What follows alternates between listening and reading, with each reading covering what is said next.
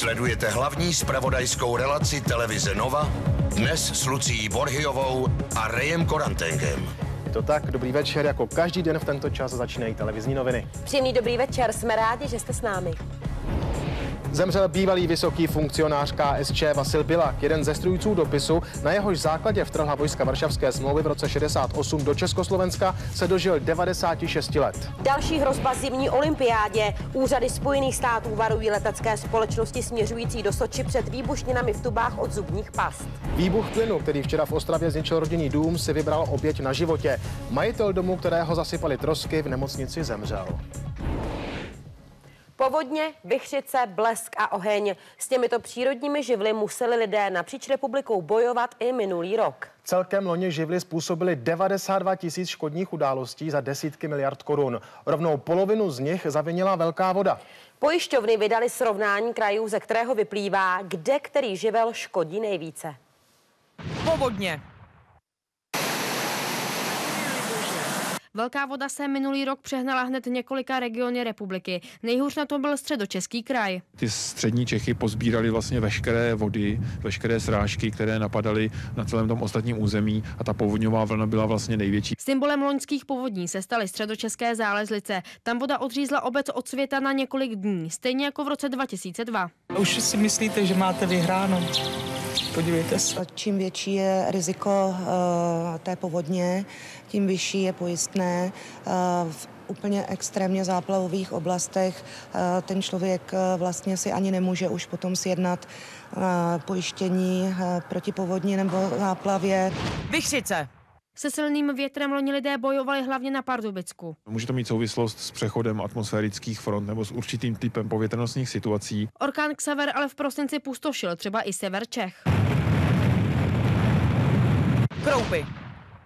Nejvíce krup napadlo v roce 2013 ve Zlínském kraji. Z celkové statistiky ale vyplývá, že v historii České republiky musely pojišťovny sáhnout nejhlouběji do kapsy při povodních v roce 2002. Stálo je to skoro 35 miliard korun. Povodně a orkán Xaver minulý rok obsadili druhé místo a povodně v roce 1997 místo třetí. A který přírodní živel ztrpčuje život lidem ve vašem kraji, to najdete na TN.cz. Pavlína Kosová, televize Nova. A teď už je s námi ve vysílání reportérka Klára Brunclíková. Kláro, kolik korun museli minulý rok pojišťovny za škody po živelních katastrofách zaplatit? Dobrý večer, tak škody v loňském roce šly do miliard korun. Vezmeme si jen letní povodně nebo zimní orkán Xaver. Ty dohromady způsobily škody za 10 miliard. Podle údajů České asociace pojišťoven při tomto řádění živlů pojišťovny registrovaly přes 48 000 škod. A to je více než polovina všech nahlášených událostí. Například nejvíce požárů v loňském roce bylo v Jihomoravském kraji. Tam už je teď moje kolegyně Dominika Večerková, která nám připomene ty největší. Dobrý večer. Jeden z nejrozsáhlejších požárů vypukl loni v březnu v Přítlukách na Břeclavsku. Hořela tam hala zemědělské společnosti. Nikdo se nezranil, škoda se ale vyšplhala na 6 milionů korun. V dubnu pak vyjížděli hasiči do brněnských Kohoutovic. Oheň tu poškodil 8 bytů, lidé museli na čas bydlet u příbuzných. Škoda byla v tomto případě vyčíslena na 1,5 milionu.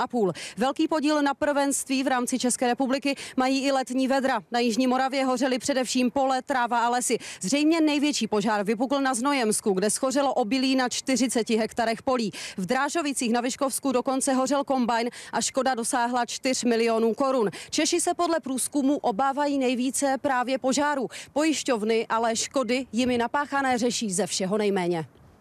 A další prvenství potom má na svém kontě také kraj Vysočina. Právě tam totiž v 15% za všemi pojistnými událostmi stojí požár, který způsobil blesk. Více informací má kolega Jiří Bydžovský.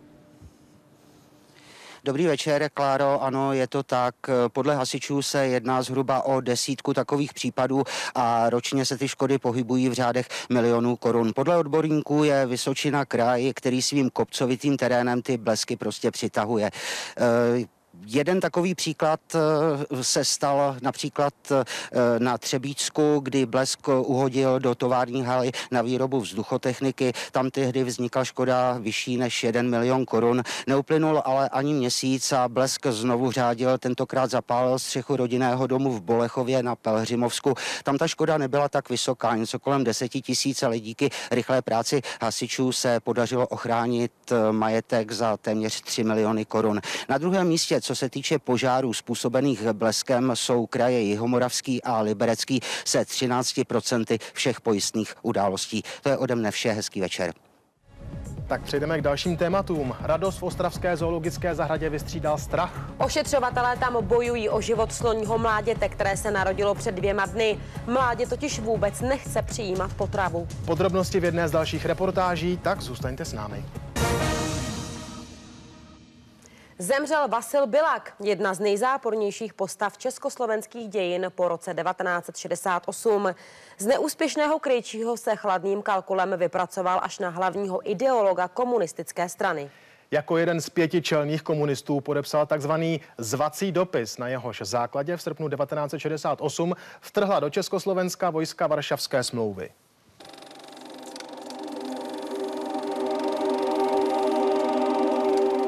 Za tohle všechno můžeme poděkovat právě Vasilu Bilakovi. Na jeho rukách ulpěla krev nejméně 108 Čechoslováků, kteří zahynuli v prvních měsících okupace. Jeho podpis byl jedním z 5, které Leonid Brežněv našel na konci dopisu, který byl záminkou pro invazi.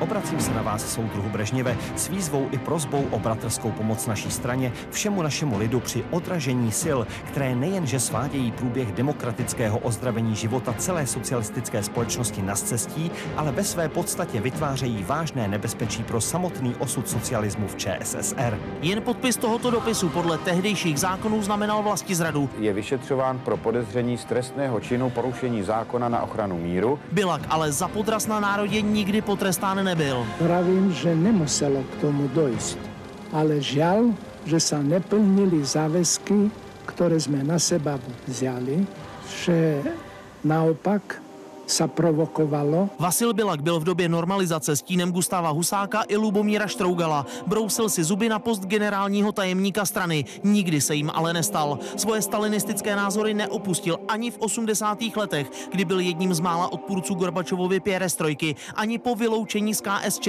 po roce 89. Stál si za tím, že myšlenka komunismu není mrtvá. Nemůže být totiž. Tak jako keby někdo povedal, zajtra slunko nevyjde. V poslední době Vasil Bilak už nevycházel ze svojí luxusní bratislavské vily, byl upoután na lůžko, zemřel v noci na dnešek ve věku 96 let. Nechal po sobě temné místo v naší historii. Jakub Vrána, Televize Nova. Bývalí komunističtí prominenti a přátelé Vasila Bilaka dnes vesměs žijí v ústraní a na veřejnosti se moc neukazují. Po těch nejvýznamnějších dnes pátral Hanuš Hanzlík. Hanuši, chystají se někteří z nich na Bilakův pohřeb? Dobrý večer, tak můžeme předpokládat, že řadu z nich na posledním rozloučení s Vasilem Bilakem skutečně uvidíme. Pohřby bývalých stranických funkcionářů jsou totiž v posledních letech jednou z mála příležitostí, kdy se tito lidé ještě ukazují na veřejnosti. Jinak se vesměs kontaktu s médii vyhýbají a k tomu, co měli na svědomí, se vyjadřují jen velmi neradi. Co někteří z nich dělají, na to se podívejte v následující reportáži. Milouš Jakeš, jeden z nejmocnějších komunistů, kterému pomohlo na nejvyšší posty i to, že podpořil sovětské okupanty. Je mu 91 let a před 2 měsíci pohřbil svou manželku a právě z té doby také pocházejí tyto záběry. Na sklonku komunistického režimu se zesměšnil projevem v Červeném Hrádku. Řekněme, paní Zagorová, je to milá holka, všechno. No ale ona už 3 roky po sobě bere 600 000 každý rok. Když přišel později o veškerou moc, pozornost médií nesnášel dobře. No přežujte, prosím vás. Kdo vás tomu zmocnil? Bývalý generální tajemník bydlí v této vile na pražské Hanspolce. Zastihnout se nám ho to ale nepodařilo. Se svými bývalými kolegy se mohl několikrát potkat u soudů, které neúspěšně řešily komunistické zločiny. Třeba s bývalým premiérem Lubomírem Štrougalem. I ten dnes žije v ústraní, je mu 89 let. Jediným odsouzeným významným komunistou tak zůstává nyní 68letý Miroslav Štěpán. Za potlačování demonstrací se odseděl necelé 2 roky, pak založil vlastní komunistickou stranu. Abychom se přiblížili našim cílem, který je socialismus. V budování socialismu ani tentokrát neuspěl. Poslednímu generálnímu tajemníkovi komunistů pouhý 1 měsíc jim byl Karel Urbánek, je dnes 72 let, žije na Jižní Moravě a vlastní podíl v zemědělské firmě. Jako jeden z mála stále používá dnes už neuznávaný titul z Vysoké školy politické, doktor sociálně politických věd. Na ten je stále pyšný i kdysi nejmladší člen komunistického ústředního výboru Vasil Mohorita. Ten se snažil podnikat, ale jeho firmy skončily v konkurzu. Z Prahy se odstěhoval do východních Čech.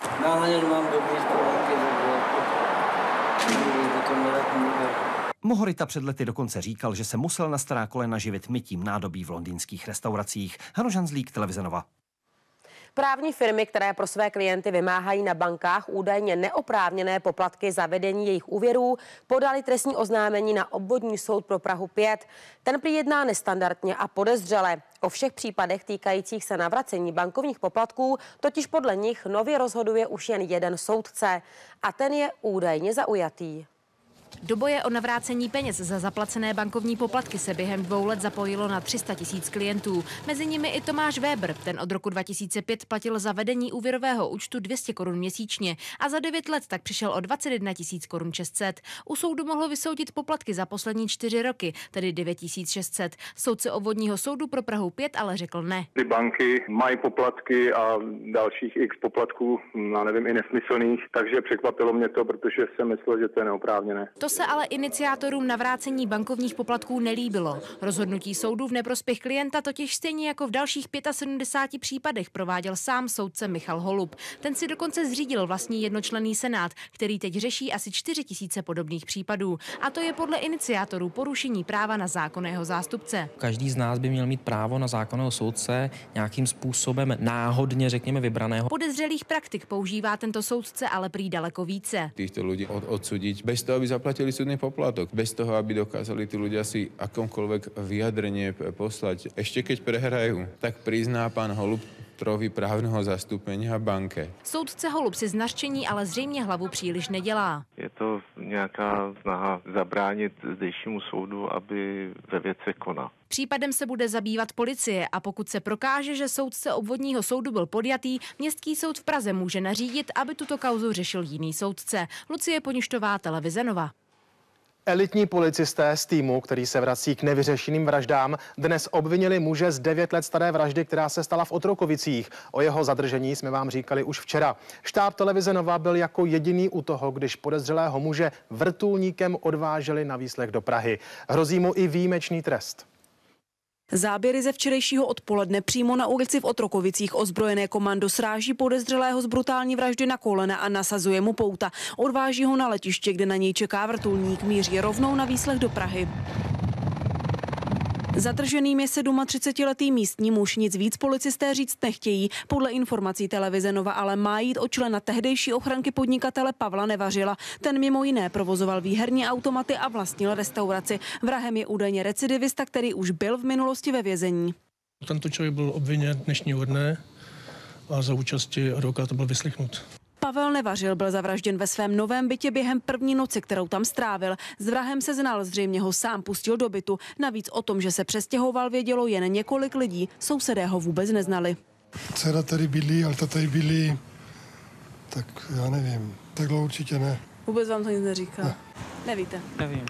Byl velmi surovým způsobem zavražděn, měl roztřištěnou hlavu, byl ubodán mnoha desítkami bodnými ranami. Dlouhých 9 let vrah unikal spravedlnosti. 9 let čekala rodina Pavla Nevařila na potrestání toho, kdo vzal mladému muži život. Až teď se objevily nové důkazy, které vraha usvědčují. On se ale k ničemu nepřiznává. Už zítra soud rozhodne o tom, jestli skončí za mřížemi vazební věznice. Hrozí mu i výjimečný trest. Klára Bruncílková a Martina Julenová, Televize Nova. Na veřejnost prosákla informace varující pořadatele, ale i návštěvníky zimních olympijských her. Teroristé by podle ní mohli látky určené pro výrobu bomb do Soči propašovat v zubních pastách. Spojené státy proto vyzývají všechny letecké společnosti k co nejpřísnějším kontrolám. Olympiáda začíná už zítra. Kosmetické výrobky v tubách by mohly teroristům posloužit jako tajná schránka. Bombu by tak dokonce mohli být schopni vyrobit přímo na palubě letadla. Rusové veškeré hrozby odmítají. Učinili jsme všechny nezbytné kroky. Do akce je nasazeno více než 40 000 uniformovaných i tajných policistů. Jsou to přitom jen 3 dny, kdy už 8. Evropský olympijský výbor obdržel výhružný dopis. Tentokrát teroristé hrozili Rakušanům, že unesou 2 jejich sportovkyně. Olympijské závodníky ze všech koutů světa ale spojuje jedno. Nebezpečí si nepřipouštějí. Nechci slyšet nic o tom, co se děje venku. Soustředím se pouze na svůj závod. Důvody k obavám ale rozhodně existují. Počínaje prosincovými bombovými útoky ve Volgogradu, které měly na svědomí teroristé ze Severního Kavkazu, a právě tato líheň sebevražedných radikálů není vůbec daleko. Výhrušky prostřednictvím videa, na kterém dagestánští teroristé připravují bombu, si vyslechl i ruský prezident Vladimir Putin. Ten i přesto tvrdí, že je v jeho zemi zcela bezpečno. Karolína Tomašková, Televize Nova. A přímo ve studiu Televize Nova v ruském Soči je teď kolega Michal Kratochvíl. Michale, ty už se v dějišti her pohybuješ druhým dnem. Jsou skutečně bezpečnostní opatření tak přísná? Dobrý večer, Lucko, tak máš naprosto pravdu, ta bezpečnostní opatření jsou skutečně velmi přísná. Kolem celého olympijského parku je natažen žiletkový drát, jsou tu dokonce dvojité ploty, všechno hlídají čidla, také kamery, v noci je všechno dokonce velmi důkladně nasvětleno, tak aby se ani za tmy sem nedokázal nikdo dostat. Dokonce vedle toho olympijského areálu vyrostla i provizorní kasárna pro tisíce a tisíce policistů a vojáků, kteří právě olympijské hry hlídají. Když jdete právě do olympijského parku, tak na krku musíte mít neustále akreditaci pro novináře nebo jmenovku, kterou vám neustále někdo kontroluje. Stále procházíte bezpečnostními rámy a také vám zavazadla kontrolují v rentgenu. A takhle to vypadalo i dneska odpoledne, kdy jsme se vydali na prohlídku místní olympijské vesnice. Více se už podívejte v následující reportáži. Slunce, modrá obloha a 15 stupňů. Tak teď vypadá dějiště zimní olympiády v Soči. Prosklené haly už jen čekají na startovní výstřely a sportovci odpočítávají poslední hodiny na svých pokojích. Olympijská vesnice je pro návštěvníky uzavřená. Mohou tam jen sportovci nebo členové výpravy. Dneska vás tam ale vemu, tak pojďte. Velké nedodělky nečekejte. Na to, že je to zimní olympiáda, to tu vypadá jako reklama na Kanáry. Palmy a bazény, do kterých se ale nesmí. K zimu moc nemusím, že opravdu, když to zavádí v těch hodně minusových stupních, tak se mi to moc nelíbí, ale musím říct, že Český dům má všechno tady, vlastně jak pokoj, jak všechno, tak je super. No. Tak pojďme na kontrolu. Jmenovka na dveřích nás navede naprosto přesně. Velikost pokoje? Asi podle ruského hesla, co je ohromné, je ruské. A to už jsme teprve v obýváku. Ložnice je vedle. Vlevo spí Martina Sáblíková, vpravo Karolína Erbanová. Je to tady pěkný počasí, když začalo svítit, tak všichni tady jezdí na kole. A kdo je naším nejbližším sousedem? Finové. Jak tohle dopadne, pokud budeme hrát po základní skupině proti sobě hokej? Nevím. Fitko, jídelna nebo zábavní centrum. To je další část olympijské vesnice. Právě tady sportovci dobíjejí baterky. 4,500 meals every day. And sometimes we get more people, around 5,000 maximum. Trefit se do chuti sportovců je prý dost těžké. I proto tu mají od všeho něco a snaží se vyjít vstříc i těm, kteří drží nějakou tu dietu. Jenže Tell you a secret, some athletes come here and take a piece of pizza and say, don't tell my trainer, please. Do zahájení zimních olympijských her v ruském Soči zbývá už jen 24 hodin a český tým hlásí 100% připravenost. Ze Soči Michal Kratochvíl, Televize Nova. Do her v Soči zasáhli první čeští sportovci, jak se jim dařilo. V dějišti her už jsou i někteří čeští hokejisté, kdo málem nestihl letadlo. Uvidíte ve sportovních novinách. Oficiální pochodeň olympiády v Soči dorazila do Prahy. Ze 14 putovních pochodní, které zamířily za hranice Ruska, je v Praze ta, která byla až na severním pólu. Navíc při její cestě byl poprvé v dějinách arktické námořní plavby pokořen severní pól během polární noci. Právě takhle vypadá olympijská pochodeň pro hry v ruském Soči. Váží necelé 2 kilogramy a je vysoká 95 cm. Její hmotnost a vyvážení jsou naprosto dokonale přizpůsobené pohybu, tedy hlavně běhu. Ta, kterou držím v ruce já, vypadá jako ze sci-fi filmu. Byla dokonce až na severním pólu. V rámci vyvrcholení štafety olympijského ohně dorazila pochodeň na palubě jaderného ledoborce a po ledových krách právě až na pól. 15. октября мы начали рейс, и 25-го мы вернулись. 10 дней занял весь рейс. Celý tým musel urazit kolem 5000 kilometrů a cesta to byla opravdu náročná. Когда вошли в лед, тоже самое началась снег, метель, были очень такие сложные погодные условия. Olympijský oheň se dostal ve speciálních kapslích až na dno Bajkalu, největšího jezera na světě. Také putoval až do vesmíru na palubu kosmické stanice. Je vidět, že je pochodeň připravena do opravdu extrémních podmínek. Podívejte se, jak vypadaly předchozí. Třeba ta z Turína měla evokovat lyži. Vancouverská pochodeň měla velmi jednoduchý moderní design. Tak hlavně, aby hořela a olympijský oheň zahasínal v Soči co nejméně. Tereza Robinson, Televize Nova. Ošetřovatelé ostravské zoologické zahrady bojují o život sloního mláděte, které se tam narodilo před 2 dny. Slůně totiž nechce přijímat potravu. Ošetřovatelé ho proto dnes oddělili od matky a krmí ho pomocí sondy zavedené do žaludku. První potravu tak díky tomu získalo až po více než 50 hodinách. Ošetřovatelé se bojí, aby slůně nepotkal stejný osud jako to první, které uhynulo před 3 lety. 17letá slonice Vyšeš je podruhé matkou. První sameček, který se narodil v březnu 2011, po pár týdnech uhynul. Druhé slůně, které spatřilo světlo světa letos 4. února ve 4 hodiny ráno, ale má na mále. Nechce od matky pít. Struky sice najde, ale jeho sací reflex nefunguje. Celou noc v podstatě jsme komunikovali s kolegy z jiných zoologických zahrad i dalších institucí po celém světě, kteří s touto problematikou už se třeba setkali, mají nějaké zkušenosti. Už včera poprvé malé slůně odstavili od matky. Celou noc se ho snažili nakrmit z lahve. Tento pokus selhal, tak nad ránem k nervózní Vyšeš slůně vrátili a čekali, že se napije od ní. Když ale ani tohle nevyšlo, museli dát na rady a zkušenosti jiných. S velkou opatrností mu byla do jícnu zavedena ta sonda. Poté tedy dostal do žaludku roztok toho mateřského mléka společně s jontovým nápojem, aby mu byly dodány minerální látky a glukopur, který by měl zase dodat energii. Návštěvníci ostravské zoo nemohou už malé slůně vidět ani přes sklo. Ošetřovatelé se rozhodli slonům dopřát co nejvíce klidu. Scénář, který se v zahradě odehrál před 3 lety, teď děsí nejen ošetřovatele, ale také návštěvníky. Sameček Sety tehdy po pár týdnech uhynul. Toto mládě se ale na rozdíl od něj narodilo vyvinutější a silnější. Matka Vyšeš se o něj pečlivě stará. Prognózy jsou ale stále nejisté, proto nezbývá než držet palce. Z Ostravy Tomáš Indrej, Televize Nova.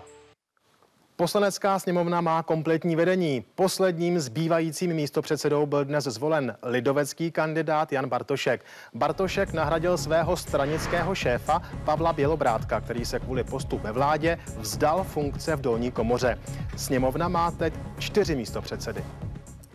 Krajské státní zastupitelství v Liberci dnes uzavřelo vyšetřování brutální vraždy 55leté ženy. Mrs. Sympatie roku 2012 v soutěži Eurobabička. Ezoteričku z České Lípy v loni v květnu utloukl její známý. S podrobnostmi je v Liberci připravený kolega Ivan Berka. Ivane, řekni nám, kdo je vrahem a jaký mu hrozí trest?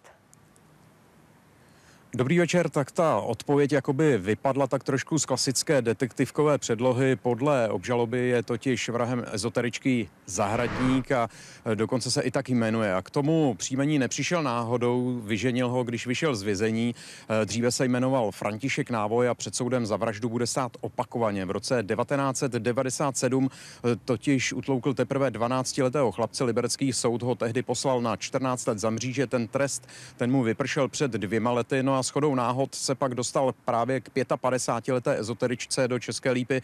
Pro níž pracoval na zahradě a v loni 14. května ji po hádce brutálně zavraždil. No a právě proto, že už jednu vraždu má za sebou, tak má velmi nakročeno k tomu stát se v polistopadové době prvním doživotně odsouzeným v Libereckém kraji. Ostatně podívejte se na reportáž.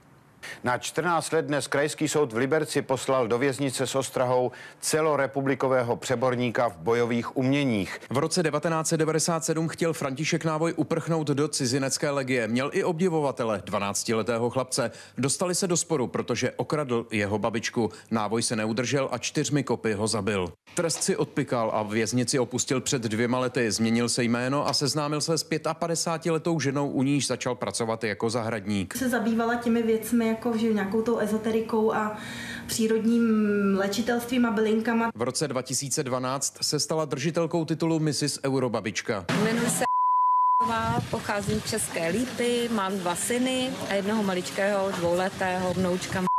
14. května se Zahradník s ezoteričkou pohádal o peníze a stejně jako před lety následoval výbuch hněvu. Popadl kladivo a utloukl ji. Ji zabil opakovanými údery tupým předmětem do hlavy. Chroptící žena se snažila zachránit, vrah ji ale dobil dalšími předměty, pak ji zamkl v kůlně, vykradl a utekl. Dům zavražděné ezoteričky si pronajala nová rodina. Doma dnes nikdo nebyl, ale její sousedé by vrahovi přáli doživotní trest. To je přece jasný, že nic jiného si nezaslouží. Každý by měl být přísně potrestaný, který tohle udělal. Ho budeme živit ještě, takovýho hajzla v tom kriminále. A tak dnes už 35letý Zahradník možná svůj zbytek života stráví za mřížemi. Bude důležité vyslechnout znalce z oboru psychologie, psychiatrie, který by mohli potom ovlivnit i uložený trest. Ivan Berka, Televize Nova.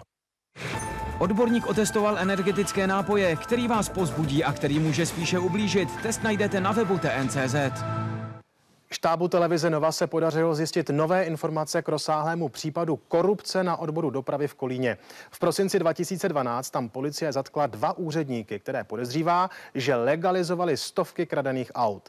Teď vyšetřovatelé zjistili, že úředníci zřejmě uváděli do provozu i auta zatopená při povodních v Itálii. Ta byla přitom určená k likvidaci. Livorno, únor 2009. Lijáky spustili záplavy, které zasáhly i sklady prodejců 2 francouzských automobilek. Vzhledem k technickému stavu vozidel a jejich zatopení došlo k rozhodnutí o likvidaci vozidel. Kamiony s poškozenými auty vyrazily do Francie, tam ale nikdy nedojeli. Po cestě se stočili směr Česko, až zaparkovali u malého servisu nedaleko Kolína. Já jsem s ním absolvoval technickou kontrolu. Plus potom to martyrium úřední. Jiří Nechanický prý nepoznal, že jde o auta určená k likvidaci a že rakouské doklady, které k ním dostal, jsou padělky. Nic nepřišlo podezřelé ani úředníkům na odboru dopravy. Dokumenty tohoto typu se v Rakousku minimálně 11 let nepoužívají. Policista jim podle vzhledu přezdívají Speisekarte. V překladu to znamená jídelní lístek. Podle vyšetřovatelů Jiří Nechanický dobře věděl, co dělá a s úředníky byl domluvený. Auta prý pak sám nabízel na internetu. Za padělání a pozměňování veřejné listiny hrozí 58letému muži trest odnětí svobody až v délce 5 let. Policisté zatím vědí o 15 autech, která se dostala do oběhu. Hodí se prý ale maximálně na náhradní díly. Byly poškozeny v takovém rozsahu, že jsou nebezpečné pro provoz na pozdních komunikacích. Kolik jich je ve skutečnosti, nevědí asi ani hlavní obvinění v kauze Chobotnice. 2 bývalí úředníci kolínského odboru dopravy. Právě oni měli za tučné provize legalizovat kradená a jak se ukázalo, i k likvidaci určená auta. Ondřej Špalek, televize Nova. Stejně jako každý čtvrtek večer se i dnes můžete těšit na bulvární show Prásk, kterou vás provede moderátor Pavel Novotný. A co vás čeká tentokrát, to už nám řekne kolegyně Veronika Sasková. Veroniko, jaké známé tváře se vám svěřily? Dobrý večer. I tento týden jsme pro vás sbírali ty největší pikantnosti ze světa showbiznisu a připravili pro vás hned několik živých vstupů. V tom prvním se setkáme se zpěvačkou Bárou Basikovou a ve druhém přivítáme Ondřeje Hejmu. Dozvíte se, proč sousedé nesnáší Mira Žbírku, generál hvězdné pěchoty Anička Dajdou prozradí, co je její největší sen a Bolek Polívka promluvil o farmě, o kterou přednedávnem přišel. Daniel Landa se předvedl v boxerském ringu a promluvil o Žitovi. Žito je kejklíř, já jsem v té době byl velmi nespokojený s některýma věcma. Jo, bylo to šílený, ale a co jako v podstatě, co se jako stalo? Tak před rokem se mi nechtělo psát písničky moc a teďka zase se mi začíná docela chtít, takže a teď uvidíme, kolik jich napíšu. To ale stále není vše. Přímo ve studiu přivítáme Michaela Kocába. S Benem Kristovalem jsme změřili síly ve fitku a také vám prozradíme, co se dělo na narozeninovém večírku televize Nova. A nepřijdete samozřejmě ani o módní policii s Filipem Vaňkem. To a mnohem víc už dnes večer v bulvární show Prásk. Začínáme hned po ordinaci v Růžové zahradě 2, tedy ve 21 hodin a 30 minut. Těšíme se na vás. A sledujte dál televizní noviny. Mimo jiné uvidíte reportáž plnou luxusních vozů, které mají hvězdnou minulost. Teď si je můžete koupit. Kde a za kolik, to se dozvíte už za malou chvíli, tak si to nenechte ujít a zůstaňte s námi.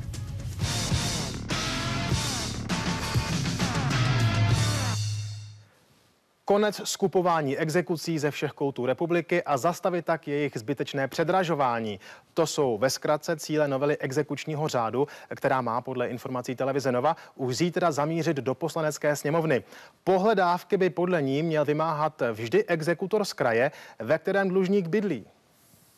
Není dnes výjimkou, že soudní exekutor ze západních Čech vymáhá peníze na dlužníkovi z východní Moravy. Exekuce se v tom případě prodraží nejen o výjezd vykonavatelů na místo, někdy je to součást velkého biznesu. Některé exekutorské úřady skupují ve velkém balíky exekucí z celé České republiky. Exekutor dává prodejcům pohledávek určitá procenta, mnohdy až 1/3 z vymožených částek. Je asi možné, že někteří exekutoři tu provizi platí, ale tu provizi nakonec někde musí získat, to znamená získávají od povinných. A právě to by měla podle hnutí Úsvit vymýtit navrhovaná novela zákona, podle které by dostal pohledávku na stůl vždy jeden z exekutorů přímo v kraji, kde dlužník bydlí. Pohledávky by mezi ně pak měla rozdělovat exekutorská komora. Podporu politiků tento návrh zdá se má, někteří ale mají obavy. Už jsem zvyklý, že návrh návrhy z pera této skupiny poslanců bývají nekvalitní. Bohužel náš systém je drahý, takže ruinuje dlužníky a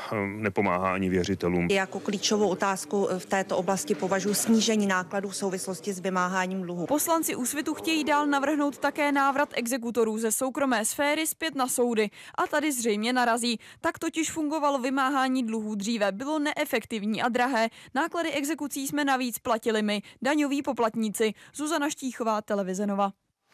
39letý muž, kterého včera našli záchranáři po výbuchu domu v Ostravě Martinově, dnes v noci v nemocnici svým zraněním podlehl. Jen připomenu, že v domě vybuchl plyn. Záchranáři muže našli při vědomí pod sutinami domu. Podrobnosti zjišťoval kolega Tomáš Indrej. Tomáši, už vyšetřovatelé potvrdili, že za neštěstím je skutečně výbuch plynu?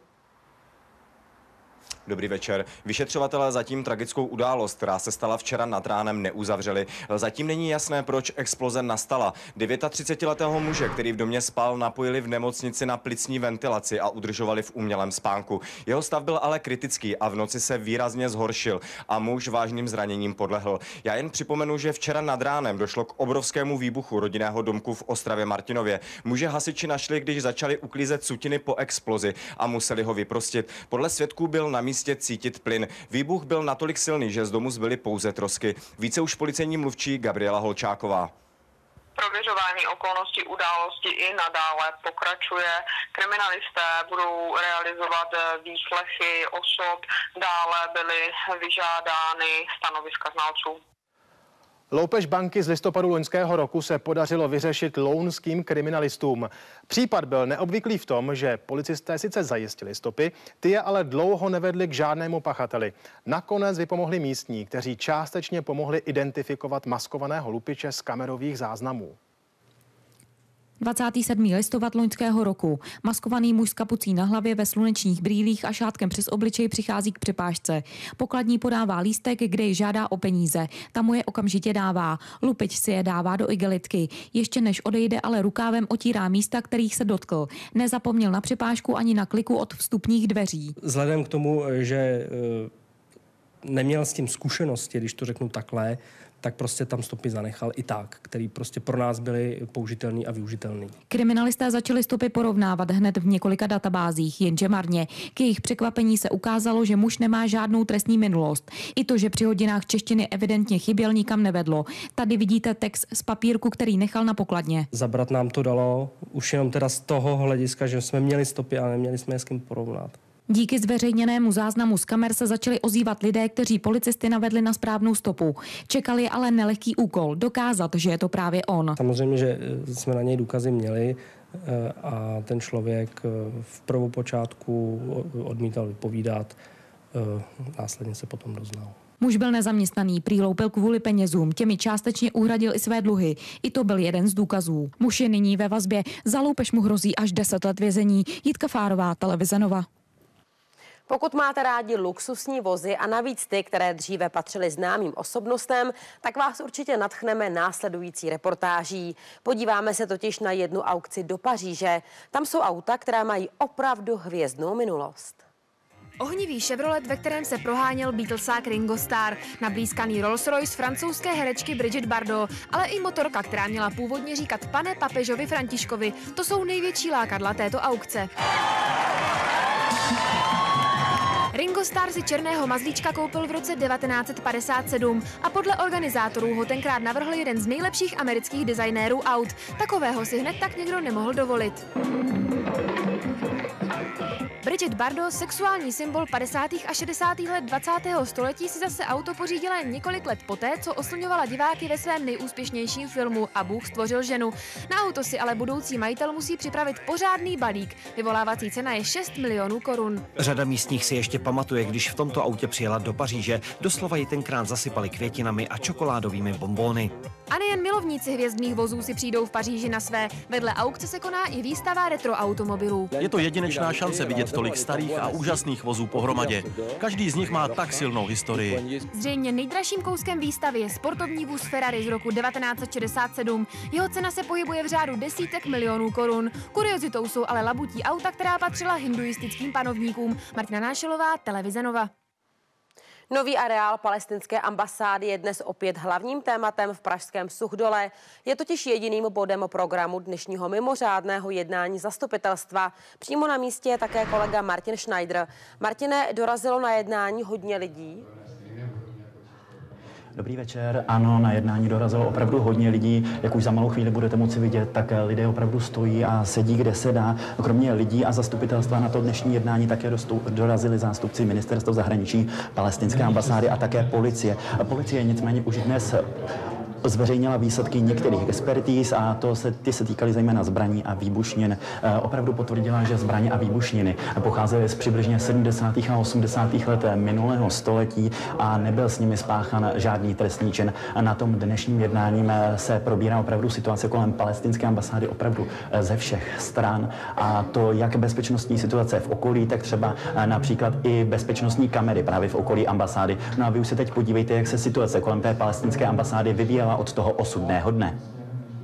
Neuplynulo ani 12 hodin nového roku a areálem budované palestinské ambasády otřásl výbuch. Velvyslanec na jeho následky zemřel. K výbuchu došlo přímo v nové rezidenci palestinského velvyslance. Toho tu teď připomíná pouze fotografie za oknem, u které jsou svíčky a květiny. Případ přijeli řešit i experti z Palestiny. Při prohlídce areálu policie našla nelegálně držené zbraně, které měly podle informací televize Nova vypilovaná identifikační čísla. Je to pochopitelně zvláštní. Zbraň s vypilovaným číslem se dá použít k atentátu, k nějakému ozbrojenému útoku. Vyšetřování provázela řada otazníků. Například dcera velvyslance tvrdila, že v žádném případě nešlo o nehodu a jejího otce někdo zavraždil. Výbušnina se do trezoru podle ní dostala při stěhování. Vylučuji, že by se výbušnina do trezoru dostala během naší přepravy. Neviděli jsme ho ani otevřený, po celou dobu stěhování byl trezor zavřený. Městská část Praha Suchdol a její obyvatelé proti ambasádě protestovali. Mají totiž strach, že by se něco podobného mohlo opakovat.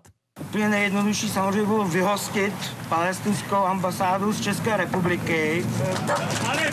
V nové budově ambasády se našla i kniha s prořezaným otvorem uprostřed listů. V knize prý byla ukryta další rozbuška s trhavinou. Zda podobný nástražný systém může i za smrt palestinského velvyslance, zůstává záhadou. Martin Schneider, televize Nova.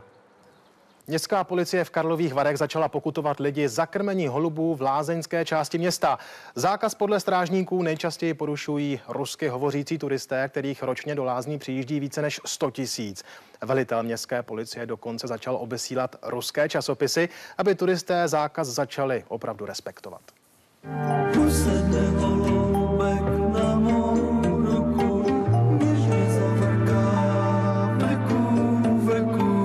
Takhle vypadá živé krmítko. Turisté obsypaní holuby. Krmí je skoro na každém rohu. Tento pár z Ruska se dokonce chlubil svými fotografiemi s opeřenci. Mnozí z nich asi tuší, že se to nesmí a před kamerou utíkají. Před strážníky a pokutami už ale neutečou. Знаете, что здесь не можно кормить голуби? Нет, не знаю. И у нас в России мы кормим и ничего не... Tam разрешаются, tam можно. Ty pokuty se můžou pohybovat do vyšší 1000 korun, zatím jsou to převážně, jsem se díval do systému 200, ale i 500 korun. Řada turistů ani netuší, proč se krmit nesmí. У них вредный навоз. Знаете это? Нет, не знали. Не знали. Это теперь вы будем знать. Вы сказали, будем знать. Holuby představují jednak riziko epidemie, šíří nakažlivé choroby. A znečišťují, co se dá. Takhle vypadá okno lázeňské budovy na kolonádě, když ho 3 dny neumyjete. Zákaz krmení holubů zahrnuje kromě kolonád celé lázeňské území města, jde bezmála o 6 kilometrů čtverečních. Možná si řeknete, kdyby takový holub mohl a uměl mluvit. Možná by si postěžoval, co je to za diskriminační nařízení. Nás krmit nemůžete a ostatní zvířata ano. A to je omyl. Krmit se nesmějí všechna zvířata, třeba ani kachny. Ty ovšem nepředstavují takové riziko a strážníci to tolerují. O zákazu krmení holubů informují turisty výrazné cedule a také ruské časopisy, které už stačila městská policie oslovit. František Niklas, televize Nova. Silná bouře a prudké lijáky doprovázené vichřicí zasáhly Velkou Británii. Jižní Anglie a Wales jsou opět pod vodou. Stovky domácností se ocitly bez proudu. V některých místech kolabuje silniční i vlaková doprava. Rozbouřené moře a vysoké vlny zcela poničily nádraží v Dawlishi v hrabství Devon. Z vlaku se podařilo zachránit 2 cestující, kteří uvízli ve vagónu. Na opravu po letošních povodních britský premiér David Cameron slíbil uvolnit v přepočtu 3 miliardy korun. V opozičním sídle v centru Kyjeva vybuchla nálož. Výbušnina byla nadepsaná jako zásilka léků. V sídle ukrajinských odborů vážně poranila 2 lidi. Jeden z nich přišel o oko a ruku. Bezvědomího záchranáři převezli do nemocnice. Pachatel je stále neznámý. Francie se rozhodla zničit více než 3 tuny zabavené slonoviny. Dnes téměř 700 klů aktivisté rozprášili pod Eiffelovou věží. Chtějí tak zabránit nelegálnímu obchodování s cenným materiálem, který ale přivodil smrt tisícům slonů po celém světě. Rema 27, tak pojmenovali ošetřovatelé Národního hřebčína v Kladrubech nad Labem jejich první letošní přírůstek. Klisnička přišla na svět včera večer. Pro raritu to byl už 3. porod a zatímco předtím přivedla na svět 2 hřebečky, letos porodila zdravou klisničku. Hříbátko se narodilo včera večer v 1945, dostalo jméno Rema 27. Porod byl snadný, kobylka se po narození 20 minut zhruba postavila na svoje nohy a 40 minut po narození už sála lezivo. Ať se na první pohled může zdát, že před 11 měsíci tu byl na záletech místo Bělouše spíše starokladrubský vraník, není tomu tak. Všechna hříbata starokladrubáků se totiž rodí tmavá a zcela bílou barvu získají až po zhruba 6 letech. V letošním roce čekáme okolo 70 hříbat, ale počítáme připustit více klisen, to znamená okolo 116 klisen. Takže už příští rok bychom měli mít více hříbat než v letošním roce. Nejbližší půlrok stráví kobylka po boku své matky, pak půjde do takzvané hříběcí školky a jestli si ji v hřebčíně nechají na chov nebo vyrazí někam do světa, to budou ošetřovatelé vědět nejdříve za 5 let, až podle toho, jak úspěšně složí náročné zkoušky. Televizní noviny končí, Petr už je připraven se sportem. Dobrý večer. Dobrý večer. Hanák ztrácí naději, Gábina je šílená. To přinese dnešní díl Ordinace v Růžové zahradě 2 už po sportovních novinách. Tak pěkný večer. A na viděnou.